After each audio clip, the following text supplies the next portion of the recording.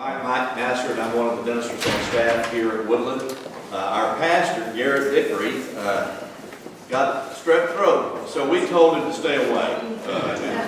But we're glad that you're here this morning, and we think it's going to be a great lunch. And you can come over and get your food, but before we do, let's have a word of prayer together. Join me.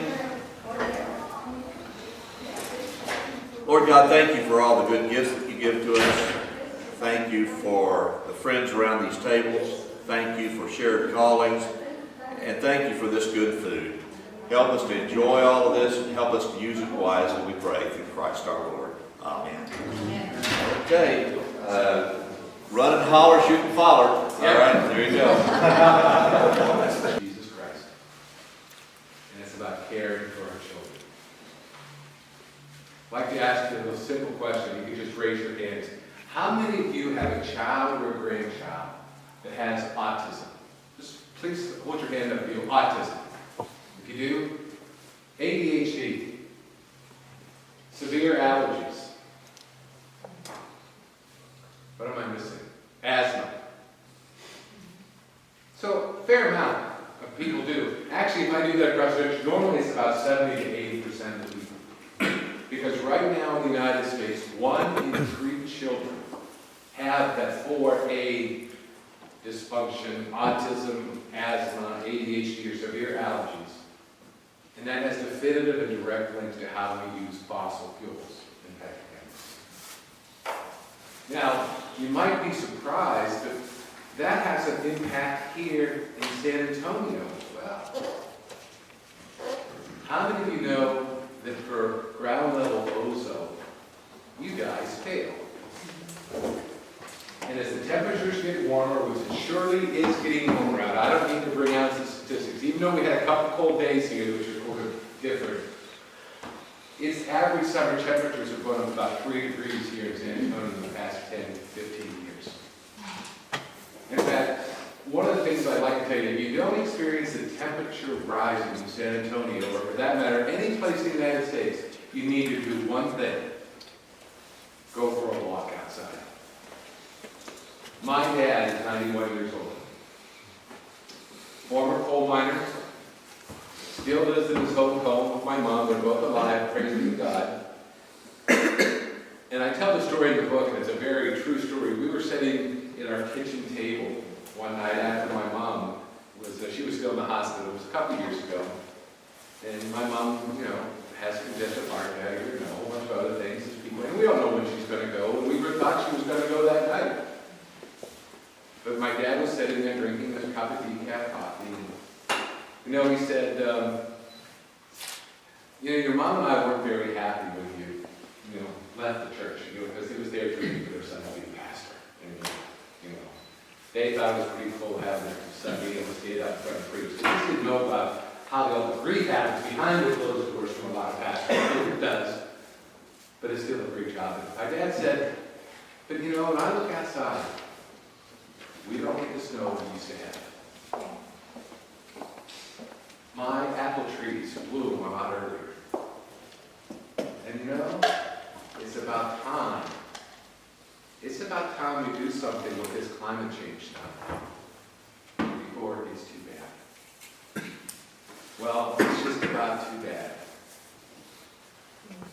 Carbon dioxide levels are approaching 220 parts per million. That's 50% more than God intended to do. Because without carbon dioxide, we'd be freezing right now. The average carbon dioxide level that God wanted this earth to have, the blanket He put around us so we could live, is about 270 parts per million. But now we're over 410 and approaching 420. We're definitely over 1 degree C in rise in temperature across the United States and across the world. And there'll be places this year where we reach 2 degrees C worldwide. So what I'd like to tell you before I turn it over to former Congressman Bob Inglis, there are solutions to do about it. And there are conservative solutions for those of us who tend to think conservative politically. But the first part about this is that climate change is real. The impacts of fossil fuels have on our children's health in the United States is despicable. 40% of America still lives in areas of unhealthy air. And by the way, here in Texas, I mentioned that you guys get an F for ozone. As long as we don't see a lot of leaking methane from the oil industry, the natural gas industry, we'll never be able to lower ozone, ground level ozone levels. And you can do it. It really doesn't cost a whole lot. People just have to have the will to say we just don't want to have leaking compressors and leaking pipes and leaking tanks.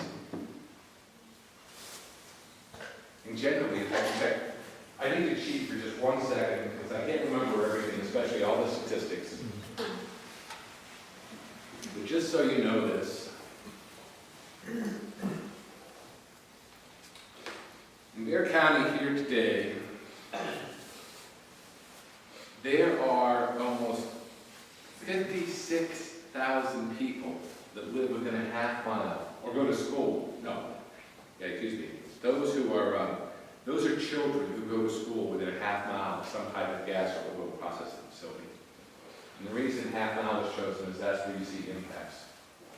We have a lot of studies in Pennsylvania, which is the #2 natural gas producer where I live, in which mothers who are pregnant that live within a half mile of a gas facility have low birth weight babies, have birth defects, cancer things, a whole bunch of other things that are just really out there that are harmful.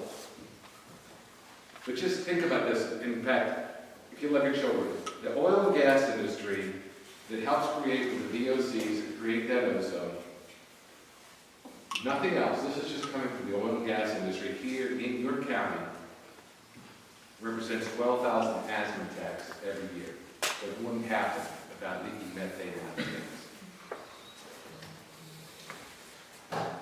There are ways to the solution. You're making a start here. You're 22% clean energy now. You have a great plan to go forward. Hopefully you get and will clean that coal-fired power plant or close it this year. At least that's what I'm reading. But I'd like to leave you with one thought. And then we'll have time for a lot of questions afterwards. Put it in this mind, for those of you who are faithful. The caring for God's creation is definitely an act of following Jesus Christ. There is no ifs, ands, buts, or buts. And climate change is the greatest biblical discipleship challenge of our time.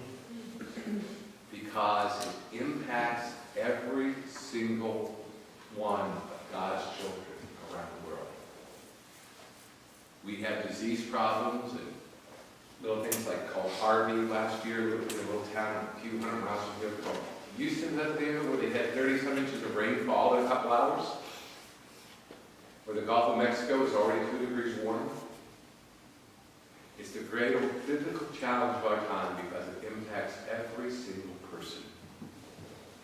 Just ask the farmers in Zimbabwe that now only can grow about 1/3 of their crops because they don't get rains like they used to. But it's also the greatest opportunity for hope in building a sustainable prosperity future. A place where we don't have energy insecurity or food insecurity. We are doing the biblical thing in charity, and we are living life in a sustainable way that still has economic success. And those can be done if we put our minds to it. And one of the ways we can do that is using some market-based principles to go forward. And with that, I'm going to turn it over to Congressman Bob Inglis, a good friend of mine from South Carolina. We've known each other ever since I started at EVM. I used to go and pray with him in his office when he was still a member of Congress. It's some of the most special times we could do. In fact, before I bring Bob up, I just want to highlight that one little thing about prayer. And I would encourage you to do this, you who are faithful people, is to go and visit your elected representatives, to talk to them, to encourage them. But there's one thing that I do when I go to, whether I go to Austin, or Harrisburg, Pennsylvania, or Columbus, Ohio, or Indianapolis, or Washington, D.C. The last thing I do before I leave any meeting with a member of Congress or their staff is often pray with them.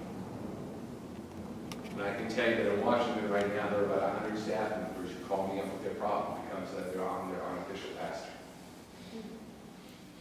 And I don't ask to pray for them for some false motive. I know that they have problems. Jesus loves them. And I want them to know that I'm not there to beat them up over an issue. I'm there to represent Jesus Christ to them. Amen. It's amazing what happens when we listen to people. We pray for people. And get our heads down and stay there. And start realizing we have a problem. And then we can deal with it. Copy from Bob Inglis, the floor is yours.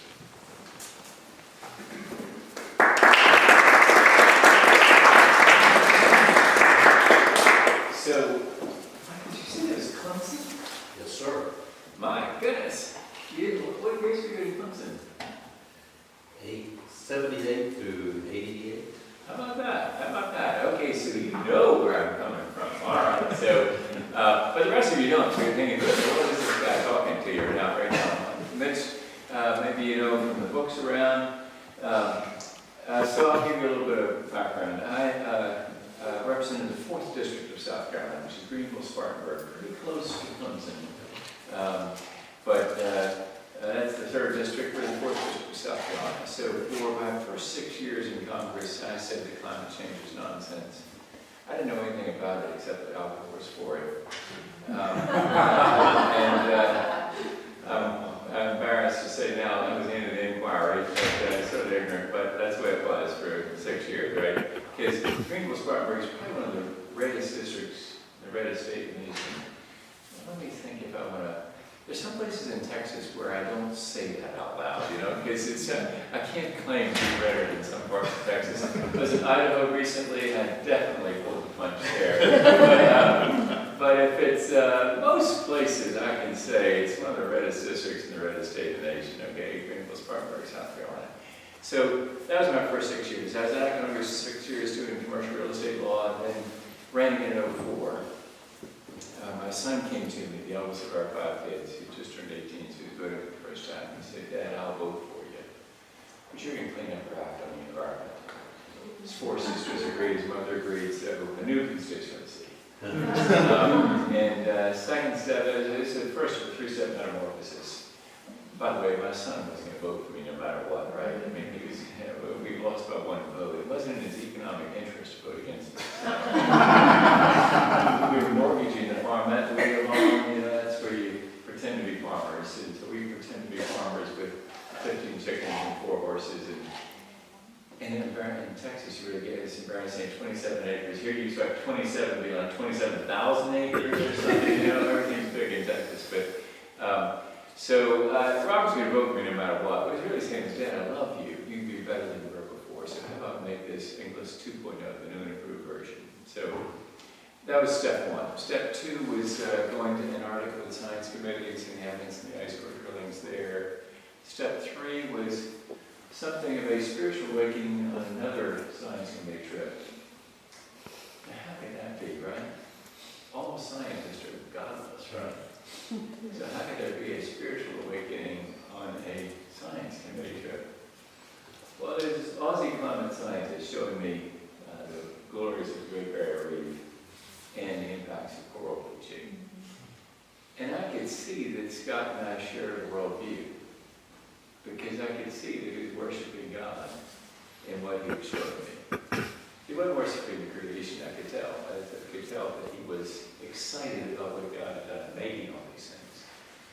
So after we were finished Northern, we had a chance to talk. And Scott has now become a very dear friend. And he told me about conservation changes he was making in his life in order to love God and love people. People that we'll never know because they'll come after us. So he does some things that my conservative friends think sort of silly. You know, he rides his bike to work. Yeah, he tries to do it without an electric dryer. Tries to do it without air conditioning in Townsville, Australia, as long as his wife and 3 daughters will let him get away with it. And Townsville's a pretty hot place. Also taught us San Antonio, I think. So I got right inspired. I want to be like Scott, loving God and loving people. So I came home and introduced the Raise Wages, Cut Carbon Act of 2009. Note to self, do not introduce carbon tax amidst a great recession in the reddest district of the state. It will not go well. It didn't go well at all. After 12 years in Congress, I got 29% of the vote in Republican runoff. And the other guy got 71% of the vote. And so rather spectacular face plant. But I'm here to tell you things have changed now. The Great Recession is behind us now. Now there are a number of eco-right organizations we call ourselves. That's balance the environmental left. And we're all experiencing climate change. So those three reasons cause me to tell you here today that if you know a conservative member of Congress, you can tell them, you don't have to worry about being Inglis. Some people use that as a verb. It means be cut off from your constituency based on climate change. Because it's not going to happen going forward. The economy's better. There are eco-right organizations to protect you now. And we're all experiencing climate change and coming to the reality we got to do something. At your places, there are things that look like posters. They're actually a set of 8. Collect the whole set. I'll be writing someday. We'll even get some signatures for you on some of them. It's like trading cards. That's our group. It's called republicen.org. And so we're conservatives reaching out to conservatives on climate change. Making the case that it is rock-solid conservatism to address this problem with a free enterprise solution. And that solution is simply this: tax pollution. Pair that tax with a dollar-for-dollar reduction in other taxes or a dividend of all the money back to the people so there's no growth of government. My friends at CCL understand exactly that, the importance of border neutrality there. And then make it border adjustable. Apply the tax on entry from goods from other countries that don't have the same carbon tax. China challenges that in the World Trade Organization, saying it's an impermissible tariff. We think they lose based on precedents in the chemical industry. And then 24 hours later, because you know the Chinese have an amazing way of reaching consensus, they would have the same price in carbon dioxide because they'd otherwise be paying on entry to the United States and taxes being remitted to Washington. They could have collected inside China and money would have been remitted to Beijing. 24 hours later, they get the same price on carbon dioxide. And then the whole world follows. As a result, you end up with a worldwide internalization of the negative externalities associated with burning fossil fuels. I once said that to the Greenville News reporter, the largest newspaper in the district that I represented. I said, "What do you say?" I said, "Internalized negative externalities." He said, "I can write that newspaper, man." So I said, "Reveal the hidden costs." And that's essentially what we're doing. This is bedrock conservatism. Is to put all the cost in on all the fuels and eliminate all the subsidies. And then watch the free enterprise system deliver innovation faster than government mandates or regulations or fickle tax incentives could ever imagine. And so we think it's really rock solid conservatism. Now, the good news, if you're not one of those rock-solid conservatives, or maybe you're a progressive, is that there are a lot of progressives that agree. So amazingly, we could bring America together and solve the problem and lead the world to a cleaner energy future. If we just fix the economics associated with the burning of fossil fuels. Right now, we're able to dump into the trash dump in the sky without paying a tipping fee. Well, if you stop charging the tipping fee at the San Antonio dump, you're going to fill up the dump fast, right? And then the city's going to have to build a new dump because it's filled with what existing one up. You put a tipping fee in place in the dump. People are more careful about what they burn in the dump. And they try to hold some stuff back, right? Because they don't want to pay the fee. Same thing will happen with the air. We have a certain amount of space in that atmosphere that Mitch was referencing earlier. We're taking it up. So the idea is to make people pay, make all of us accountable, even biblically accountable for what we're doing. And then blessings follow from that accountability. It's havoc that results from the lack of accountability, and climate change is that havoc. And so it's all about accountability. Can somebody give me an amen and say that that sounds conservative? That's the essence of conservatism. Now, by the way, we have some trouble with with what travels right now as conservatism because it's populist nationalism. If I could just be clear, it's not conservatism. We can't help much with those folks except hopefully helping them to see the power and the wisdom and the well thought out principles of conservatism. And perhaps they would find those principles and give up some doctrine of grievance against some other that's supposedly causing their troubles. But rather own and be accountable and see the opportunities in the future. It's not just all doom and gloom. This is incredible opportunity. And so the calling that we like to give to conservatives is, you know, none of us were there when they wrote the Constitution, and a lot of us were too young to march in Selma, but you can be there when we fix climate change. You can be there when we solve this thing. Yes. And so it's an exciting calling, really. And we think it fits with Mitch's message about the faith connection. Surely, as you see one of the cards around there, it has the national security connection. We talk in the frame of economics and political thought and try to help fellow conservatives to realize, hey, this is us. I know the answer to this. Let me raise my hand. Why am I strengthening science denial? Well, because we've got an undeserved inferiority complex when it comes to climate. We just think we're no good. So when the topic comes up, we strengthen science denial. So what we want to help conservatives do is, no, raise your hand. You know the answer. All cost in, all subsidies out, compete on a level playing field. One of the other cards right there on the table. So now, Andrea, we're going to ask you to, Andrea, we're going to move to some questions from you and comments from you. But before, let me just ask Andrea to tell you what she's doing here because she would like to talk with you. Individually, if you have time afterwards to give her some thoughts. And of course, she'll be involved in the Q&A time too. So Andrea, tell them about your work.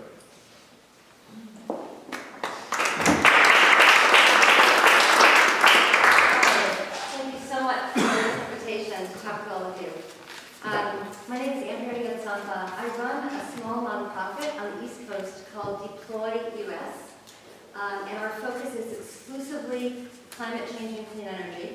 And our goal is bipartisan, meaningful action on climate and clean energy that is good for our economy, good for our security, good for our health. And we are strictly nonpartisan. But we believe that the most important and most courageous leadership in the country right now on this issue is coming from people like Bob and Mitch. And that these are the voices that have to be heard more now than ever and supported and amplified. And so our long game is bipartisan solutions to this problem. Our short game is, to the best of our ability, trying to support amplification of this crucially important and courageous work that they are, among a small number of leaders working on this issue at this level. We believe that climate is not a progressive issue or a conservative issue, it's an everybody's issue. That's right. There is nothing inherently progressive about climate change, either the problem or the solutions.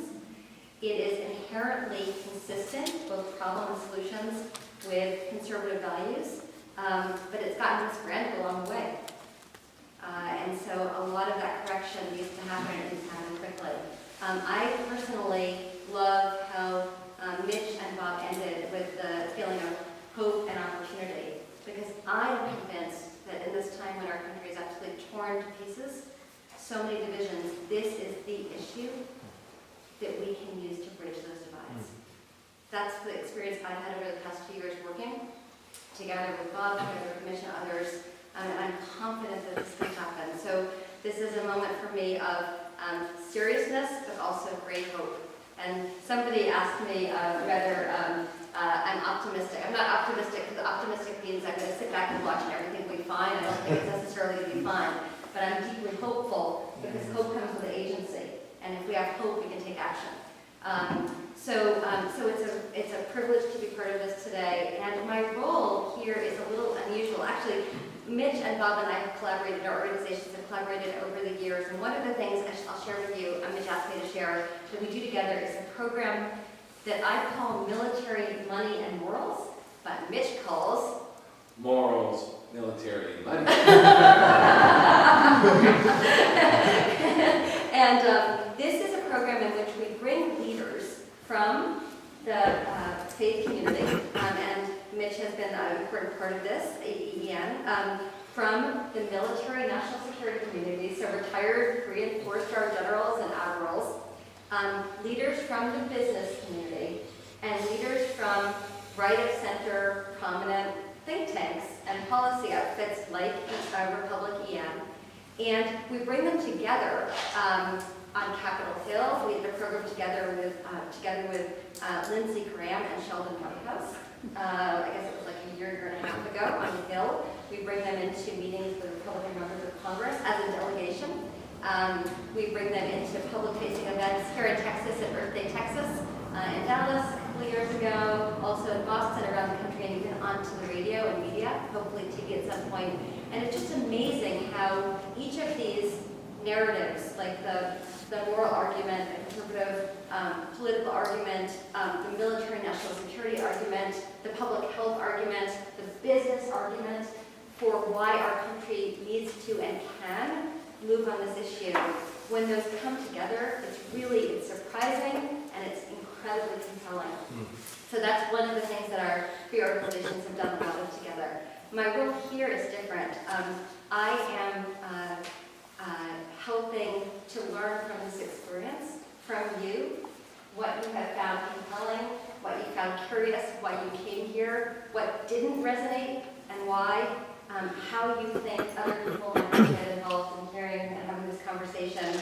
So feedback, both positive questions, pushback, constructive critique. So my role is to actually try to pull some of that out. And we can do that either in this collective conversation if you're willing to speak candidly as a group, or please grab a hold of me at the end and we can sit down privately and speak. Or we've got sign-up sheets on the tables with your email addresses, and you can be in touch via email and get a conversation. But we really, I think all of us, really welcome and appreciate any feedback you can share. So thank you so much. And I think we're going to turn it over for... Yeah, Bob, you stay here. Sure.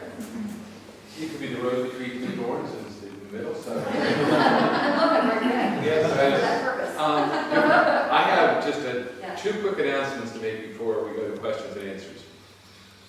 One, I guess this is a thought. What if we could give our children pristine air, pure water, healthy food, and then climate change at the same time? That's what we're talking about today by revolutionizing the way we use energy and chemicals. And one of the major problems with that is we're having a little problem in Washington, D.C. right now. You'll see a letter that's addressed to Acting Administrator of the EPA, Mr. Wheeler. If you are a faith leader or a Christian of any kind, especially a leader, I would invite you to let me know if I can add your name to that letter, along with Cleve Anderson of the National Association of Evangelicals, myself, the policy arm of Conservative Baptist Fellowship. Stephen has already signed it, so if you guys would want to join up with him, it'd be great. But Galen Carey, the Vice President of the National Association of Evangelicals, and I are meeting with Mr. Wheeler on December 4th, and we like to tell him that there are a lot of Christians that say, please don't roll back the mercury rule, because before we got it in effect, 1 in 6 kids in the United States had brain damage from mercury, and the largest emitter of mercury is coal-fired power plants. which has been one of the reasons why your plant's going to close down. Your down is the mercury controls. So those are my two announcements, and that I'll be quiet and turn it over to you guys for questions. Comments? Is there any state legislation that would do the taxing on pollution like you're talking about? Have any states done that? Not yet. Well, there's some, technically yes, I mean, California's in a cap and trade system. And the northeastern states there have done something. There's a ballot initiative that just failed for Washington State on a carbon tax. Utah may consider a carbon tax within a couple of years. Those are all great from our perspective because they get the conversation going, but they all have that drawback of not being able to get the world in on it. Basically, you're just doing it within your borders, but you're disadvantaging your economy compared to the next door state, and you're not getting the whole world in. Under the U.S. Constitution, the only entity that can do it in a way that would get the world in is the United States government. Because no state can impose a tariff on any other state. So, but a province in Canada has done it, British Columbia has done it, and now all the provinces will do it as long as Trudeau isn't turfed out in some way because of what he's trying to do there. So, no, there's a mixture of things going on, right? But no state has yet done this. No state in the United States has yet done this carbon tax concept. Comment, I guess, on your question. I want to applaud your desire to create a level playing field. I think that's a wonderful way to look at it. One of my biggest concerns is that the things that I heard from you that would create that level playing field weren't necessarily directed to the oil and gas industry itself. It seems to me that clean energy has a great deal of problems competing on a level playing field because of the subsidies to the oil and gas industry that we provide. It seems to me that one of the first steps to creating that level playing field would be to remove those. Do you have any comments? Yeah. I'll share a couple. Yeah, it's be fun to remove those subsidies as far as we're concerned. We'd like to eliminate all subsidies. Right. So, and we message in a pretty high-octane kind of conservative way. So we say across the Tea Party's fence, no more electric car credits. Right. No more production tax credit for wind. Right. No more investment tax credits for solar. Right. No more under-market leases on public land for the extraction of minerals.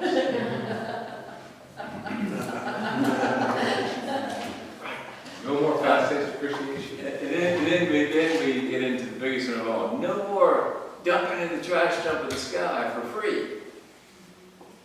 Crickets so far, right? But that's the breakthrough from populist nationalism to conservatism, because conservatives would actually believe that, yeah, no more subsidies. But then they're and here, Sierra Club say the oil and gas industry gets hundreds of billions of dollars annually in subsidies. Do you hear ExxonMobil say it? Zero is what they get. Now, the truth surely lies somewhere between those two poles, right? And so, yeah, we look for eliminating all of those. You know, I can tell you that when I researched the book, I studied the tax code, I studied looking at papers to find actually how much the subsidies are for the oil and gas industry in the United States. And the biggest answer is I don't think anybody in the world even knows the answer to that question. You know that they started in 1916. The best work that I thought was really good was done by the nuclear industry about 5 years ago, and they came up with a number of about $20 billion a year, which I think is probably realistic. The International Energy Agency says that worldwide fossil fuels still get $550 billion a year in subsidies, and renewables get $100 billion. So like Bob, we would love to see subsidies go away.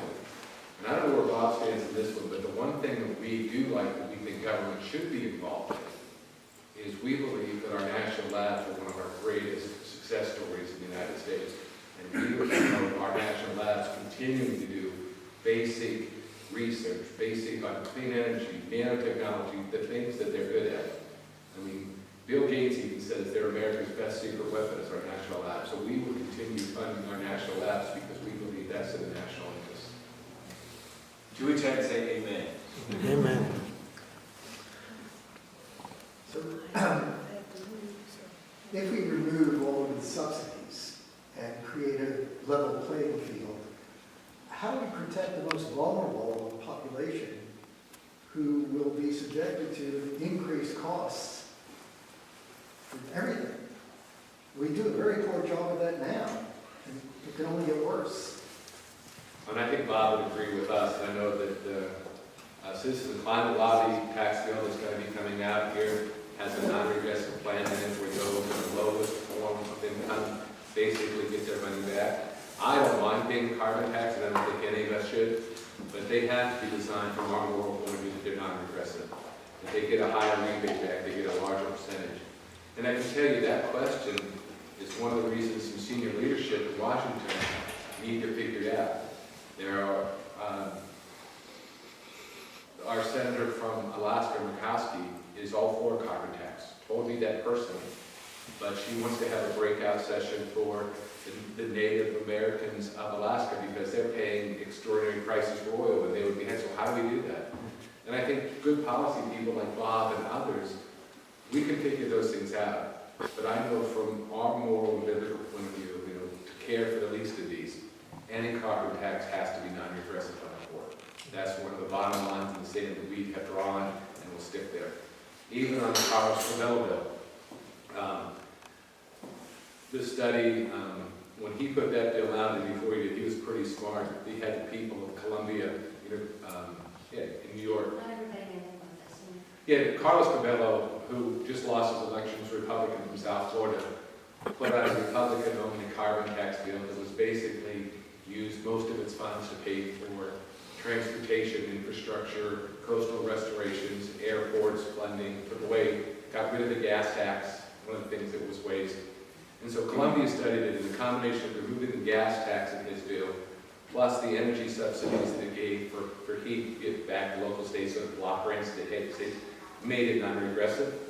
And so we would be looking for that kind of research to ensure from any carbon tax be non-regressive. We're looking for a non-aggressive answer too. The dividend approach to the Citizens Climate Lobby addresses regressivity, makes it so per capita refund actually makes it so poor people come out all right. And another way to do it is, the way that I did it in that bill was reduce payroll taxes. So according to the Congressional Budget Office, if you do that swap off payroll tax on carbon tax, the bottom 70 percentile of income groups do better than they're doing under the current system. So there are beautiful solutions. There's no shortage of good solutions, and there's solutions that economists across the political spectrum agree are the best solutions, far better than regulatory approaches. Very liberal economists to economists that are in between. The problem isn't that there aren't good solutions. The problem is that there isn't enough space and political pressure and political protection to have this conversation and political will to have this conversation in a context where this issue has gotten misassociated and misbranded as other than a conservative issue. From my What just added under that is that, about 8 of them are now gone. It won't be in Congress next year, but from July through last week, I actually visited somewhere in the neighborhood of 55 Republican offices in the Senate and House to talk specifically about a carbon tax. And over 40 of those offices are very interested in going forward. As I said, 8 of those people are now gone. They lost their elections. But I think that what it shows is that the political will is starting to happen. But it's going to take people like us who tend to vote more to the center right, to the right, because they need this courage. Nobody wants to be, Mr. Hurd doesn't want to be Tea Party out in Texas by talking about it. But if he has his people standing forward and saying, yeah, we can do that, because it's the right thing to do. The people can no longer, no matter what some of the people from the Koch brothers keep paying or whatever, I challenge anybody to not be able to go and walk in God's creation right now see how it's changing and how fast it's changing. Yeah, there are those who deny and have their hesitancy.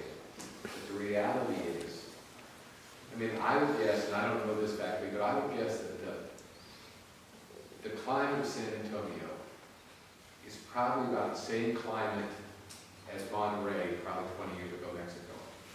Probably in that order. It's moving north. I know where I live in Pennsylvania, it's the same as Richmond, so about the same scale.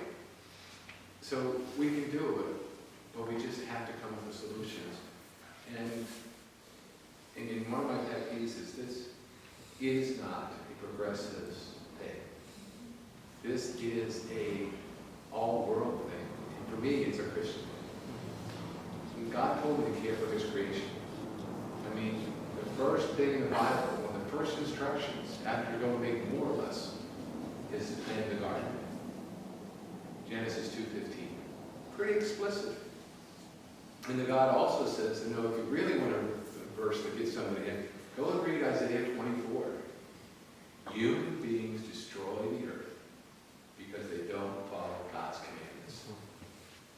And if you don't believe that there are commandments about caring for the earth, go and read your two favorite biblical books, Numbers and Leviticus. Where it tells you about crop rotation. It tells you about animal health. Those are the basic things of sustainability that God has laid down since the beginning of time. And it's time we, His church, stand up to that and do that. Sorry for the mini sermon. I just thank you so much. I enjoyed the conversation. I'm with the Office of Sustainability with the City of San Antonio. Last June, City Council on their very first day in office passed a resolution in support of the Paris Climate Agreement, and that set forth a climate action and adaptation plan in the City of San Antonio. We are in the process of developing that plan now, along with 90 plus stakeholders involved in the process. There's a couple of individuals here that are also involved in that. We are expecting to see a draft plan at the end of January, and taking the plan to City Council for adoption in April.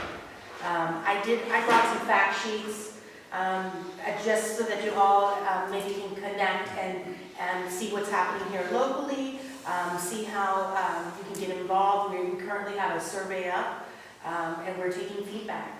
We need to hear from more community members about what that path is, and so we really would like to encourage you to participate and engage. Thank you so much. Just would help if more churches got involved in this. A lot of churches won't do it or are scared to do it. My pastor seems reluctant, and the Catholic Church. But I think the conservative angle helps because they think it's Democrats versus Republicans. And if we can show that Republicans are also on board.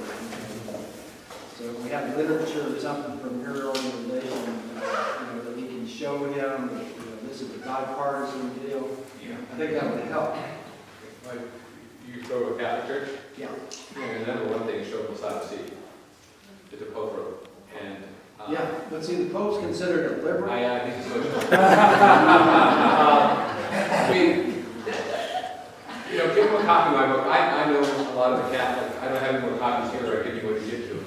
But you can get it at Amazon or whatever. But I think, invite me back again. Let's have an evangelical Catholic dialogue on climate change right here. Maybe we could get you guys to help us put it together again. But let's do that. What my outcome today is could this be a start of really communicating to, the more conservative churches, center-right churches, some of the churches that I know on the far right, it's not going to happen.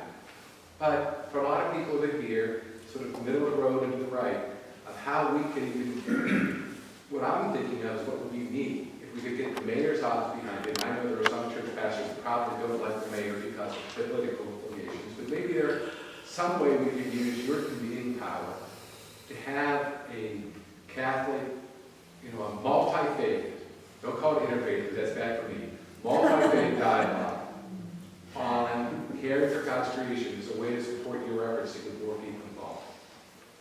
But I think, I'd be willing to come back and do that and help.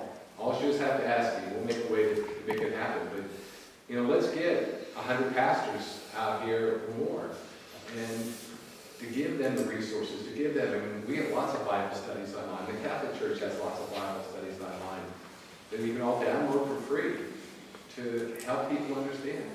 And even just the simple things. How many churches here have community gardens? Great. One of the fun, most interesting things to do in a church that I like to promote, one of the biggest costs of people of lower economic standard is laundry detergent. Do you know how much fun it is to make laundry detergent that is organically, almost organic, a lot better than what you buy at the store? You can buy enough for 10 families for a month for about $20 and make it in your church basement or in your church kitchen. There are lots of simple things. Energy efficiency.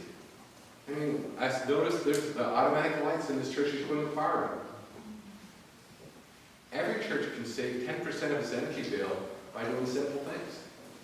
And those are some things we can communicate through the mayor's office and help that out to do it.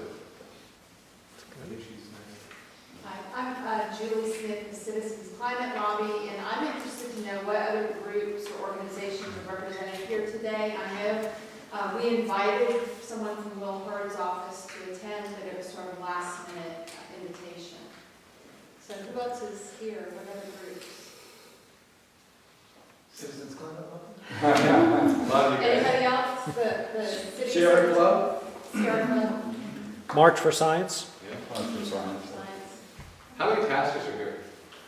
1, 2, 3? Okay, 3. Come on.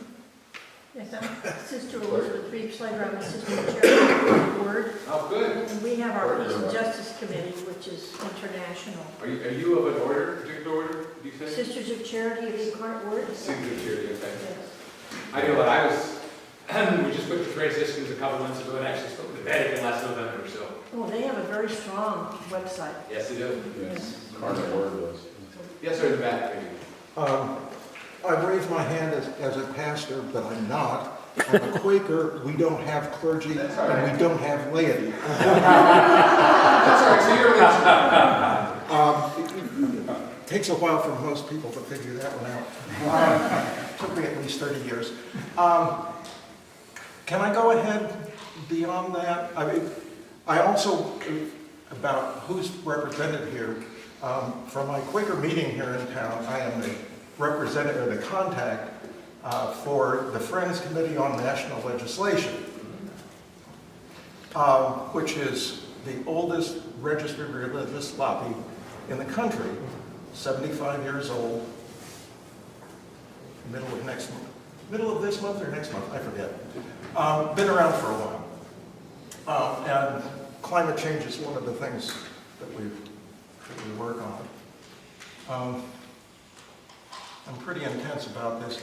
We could probably talk for the next 25 minutes, which we are scheduled, but I'm not going to, probably. I want to make a couple of points. One of which you said, this isn't about the polar bears. Yes, it is, because we are all tied together in that ecosystem. And if we keep destroying pieces and parts of it, we're not going to have the crops, the bug, whatever, to sustain humans. It's all part of God's creation. Who are we to say, oh, we don't need the polar bears or the elephants? We can go ahead and destroy them. You made the point, but I just want to make it again. Piece of information for you. I spent the last 20 years of my working life as an environmental toxicologist and human health risk assessor. Not only are the health consequences that you talked about, but cardiovascular events from particulates is by no means the only cause, but it's a significant contribution to cardiovascular illness in this country. And pulmonary health, but we knew that. Recently, there's good evidence that it is contributory to diabetes, particularly type 2, and that's a very major problem in Bear County, and just recently, rheumatoid arthritis. Preliminary, or first study needs a lot of work, but at any rate.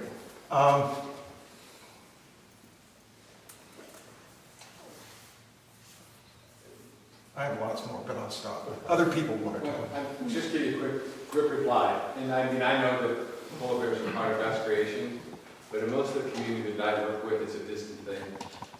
And it's a distant, things that are distant and far away, that don't have an immediate impact on one's life, it's hard to motivate people on. It's called being a human being. Yep. So it's much easier to have people who tell them that their grandkids have asthma, that they need to do something about it than polar bears. And it's done tongue in cheek for a very point. And you're thinking about, I mean, I could stand here all day and talk about particulates and all sorts of things. In fact, one of the things I'd encourage you to do is one of the as far as I'm concerned, the world's leading expert on pediatric environmental health is Dr. Phil Landerman, who used to be at Mount Sinai Hospital, now just moved to Boston College. He is a good friend, and he and I just did an hour-long webinar on climate change and human health. You can download on our website, or you can read the report that came out from his task force just a little more than a year ago. What is that? Phil Landergan, Landrigan, I believe. Yes. I think this is So, Bob, there's a lot of ways of describing the issue and the solutions. Dollars often come to play in the discussion, especially the political dimension. Can you speak to the cost of not taking action? For example, one way is it's on the handouts here, the cost of disaster recovery, or the cost of relocating one little town in Louisiana for $50 million for people. What's the fuller cost of Miami to relocate from New York City? What's the cost of not taking action? Has that been quantified in any way you find credible? Is that a compelling argument to anybody? We're spending a lot of money on disaster recovery over and over again. Some people might say, why do I care about fixing the Jersey Shore when I'm sitting here in Colorado or something? Yeah. I'm sure it's been quantified by various people. I'm not sure the credibility range there is really hard to predict, right? I mean, you're 10 years from now, do you need to be building a seawall in Lower Manhattan? Probably so, but then, I mean, it's just hard to predict. But it should be, I think it should be obvious to us that it can be pretty expensive, right? I mean, it's just... Our local papers had an article about the ike in Houston, $37 billion to protect against storm surge. That sounds like a quantified number. Right. Disaster recovery, every year we're spending something for hurricanes and for wildfires. So there may be an infrastructure bill in this Congress coming up, right? And it's, the number that I've heard is like 700 billion. But I've also heard estimates that really to bring the transportation system up would be about 2.3 trillion. So the question is, I don't know, it's just really pretty expensive, right? And so, but what most people are concerned about is what it means to them. Because, if I don't live in New York City, what do I care how much the seawall in New York City costs, right? So if you make it quantifiable for people, it's like this. If you put on a $25 per ton price on carbon dioxide, it makes the price of gasoline go up by 21 cents a gallon. And it makes the average cost of electricity in a home, in an average home in America, go up by $11 a month. When people hear those numbers, they say, oh, well, okay, so we're not talking the end of the world, are we? We're not talking catastrophic impact to my budget. $11 a month is serious money to a lot of people, but for a lot more people, it's not that big of a deal. It's 3 trips to Starbucks. And so in the 21 cents a gallon, gee, that's not so big, is it? We're used to those kind of fluctuations. Now, this would not be a fluctuation, this would be a rising up on a plateau and then rising thereafter. So there'd be a different signal than this number, where it goes up, comes down, goes up, comes down. This is go up and not come down. So, but that's, I think, what we're going to do is we're going to make it real to people so that, because otherwise these numbers, frankly, nobody understands what $1 trillion is. Nobody. So I used to tell people that if you take the budget numbers, just lop off the last 6 zeros, and it becomes somewhat manageable in our minds. Because then you can see that the amount of debt we've got in the deficit and what the budget is. But so I'm not answering your question. I'm hearing that so far you've not found that to be a very compelling political argument to say, look at how much we're spending year over year of our federal tax dollars. We'll debate a few $1 billion for a wall, for example, but we're not debating tens of billions for disaster recovery, which is growing. You see, that so far it's not been a big political discussion. Not yet, because the same thing about flood insurance, right? I mean, I think you make a very good conservative case, like my friends at our Street Institute do, that really bless you if you want to build a house on a barrier island. Go ahead, make it a mansion.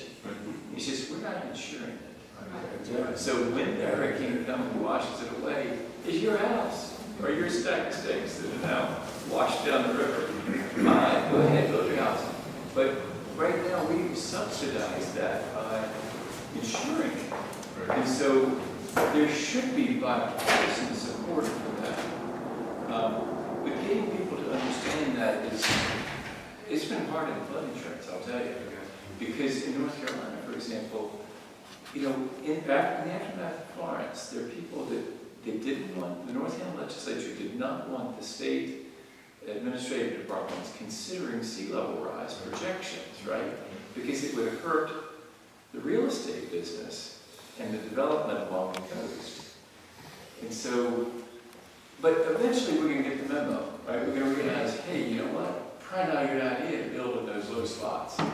And your point that the cost of inaction is so far exceeds the cost of action is an important point, but my concern with that argument is it takes us down a very problematic path of assuming or accepting the assumption that taking action is hugely costly to begin with. And so if we start from the assumption this can actually be done in a way that is pro-economy, pro-job, pro-growth, it circumvents that risk factor. We have time for maybe one more question, so you can choose. You're the trustee. Well, who hasn't had a chance yet? Who's really aching to have a chance? I was just going please? to add that San Antonio River Authority has a risk map, that if Harvey had come over here, what would we locally have seen? That addresses the answer about local impacts and what you were talking about. My house, I live off of Vance Jackson, and if Harvey had come 40 miles further west, the creek right there would have come up probably about from here to there in my house. So I got FEMA flood insurance for that because of that. But local people aren't really aware of the impacts, and that's one of the reasons that Sarah, San Antonio River, has done that risk map. So I suggest everybody look at their address site. Do our both pastors have a question? I think we have a question that's ready for it. Well, I was just curious about what kind of response you're getting from this conference and whether there are people listening to you, because what you hear from the top is not all that positive. So what kind of response? I mean, I love the idea that you're coming at it from a conservative point of view because it's not a partisan. So what kind of? And by the way, the reason that we feel a need to message from a conservative point of view is because there are already enough progressives interested in doing something. The indispensable partners, the indispensable nation are conservatives. And so we got to make it so that it fits with their values, right? And so, answer your questions. I think there are a fair number of Republicans who would venture on this if they were given some visible constituency support meant that they wouldn't be thrown out of office in the next Republican primary. That's what they're afraid of. Yeah. And so, and you know, it may seem like this is impossible because, you know, this orthodoxy is set, right? But let me just encourage you, political orthodoxies are actually quite fluid. They're not fixed. So, for example, George W. Bush was an interventionist. I voted against a troop surge in Iraq because I had conservative concerns that George Bush was doing nation building in Iraq. I had a guy tell the TV station, or tell me in front of the TV station recording it, "I raise your sticker off my Cadillac. How dare you speak against our President Bush?" Now that guy, I'm sure, has a Trump sticker on his Cadillac. Well, Donald Trump wasn't just against the troop surge, he was against the whole thing. He trashes the whole effort in Iraq about once a month. So the very same people who were just absolutely, following George W. Bush are now following this other guy. And so I hope that gives you some hope that this orthodoxy can be turned around with some protection for these members of Congress who would like to lead. I mentioned to Jim Inhofe's staff one time, I said to them, he's one of the main distributors of climate change in the U.S. Congress. So I asked him, had his grandchildren come home from college? They interrupted me and said, "Oh, he's had the conversation. Grandpa, that's not what they're teaching us at Oklahoma State. That's not what they're teaching us at Oklahoma University. What you're seeing on the Senate floor is completely contrary to what they're teaching us." And so eventually, Jim, I don't think he's going to come around. but there are people who are having that conversation with their kids, and the kids are saying, "Come on, Mom, come on, Dad, get with it. Don't you realize what you're doing to our future?" And so I have every hope this can turn. It's just whether it turns fast or not. In fact, I have every confidence that we are going to act on climate change. It's just whether we act so late that it's too late to act.